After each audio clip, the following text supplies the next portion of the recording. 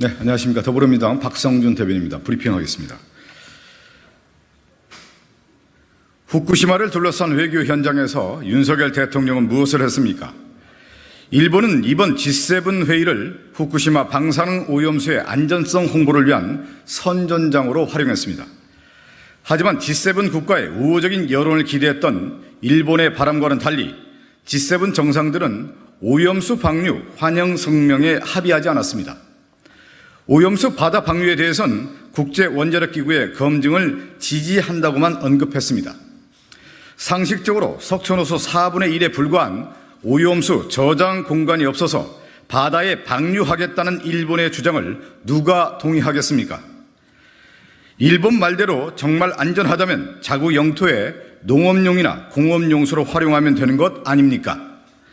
이렇게 자국의 이익을 지키기 위해 치열한 각축을 벌이고 있는데 국제외교 무대에서 윤석열 대통령은 도대체 무엇을 한 것인지 묻지 않을 수 없습니다. 가장 가까운 이웃 나라로서 방사능 오염수나 수산물에 단 한마디 하지 않고 일본이 제공한 후쿠시마산 사케만 마시고 돌아온 것 아닙니까? 지금도 후쿠시마 인근에서는 기준치 이상으로 오염된 농수산물이 나오고 있고 도쿄전력은 이러한 피해를 인정해 4조 8천억 원 규모의 배상을 준비하고 있습니다.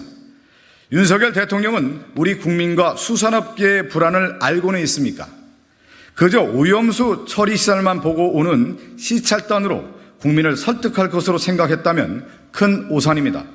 윤석열 대통령은 국민의 안전과 국익을 생각하십시오. 논평을 하나 더 하겠습니다.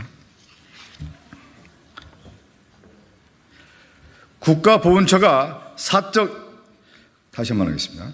국가보훈처가 장관 사적 인사 자리 챙겨주는 기관입니까? 박민식 국가보훈처 장관 후보자가 보훈처 기금관리위원회에 본인이 몸담았던 법무법인 변호사 김노은 씨를 위촉했다고 합니다. 보훈처는 애초 인사혁신서 추천이라고 했다가 국가인재 DB를 활용한 선임이라고 해명을 번복했습니다. 그러나 김노은 의원은 보훈처 민간위원회 자격 요건을 충족하지 못하는 것으로 드러났습니다. 보훈처가 국가유공자와 유족이 아닌 장관의 사적 인사를 챙겨주는 것으로 전락한 것입니까? 법과 정의를 외치는 대통령이 측근 챙기기에 진심이니 장관 후보자도 측근 챙기기에 나선 것 아닙니까? 또한 박 후보자가 검사 시절 월남전 참전용사의 가족을 알선수재로 구속했지만 재판에서 무죄를 받은 것으로 드러났습니다. 무리한 기소로 인해 보훈 가족의 삶은 무너져 내렸습니다. 이뿐 아닙니다. 박민식 후보자의 주가조작 변호 이력, 국회의원 재직 중 변호사 겸직과 조폭, 성매매 사건 수임 등 논란이 끊이지 않고 있습니다. 논란들을 보면 박민식 후보자는 보훈부 장관으로서 자격이 없습니다. 박민식 후보자가 진정 보훈부의 의미를 안다면 스스로 거취를 결정해야 합니다. 더불어민주당은 오늘 인사청문회에서 박민식 후보자를 둘러싼 논란을 철저하게 검증하겠습니다.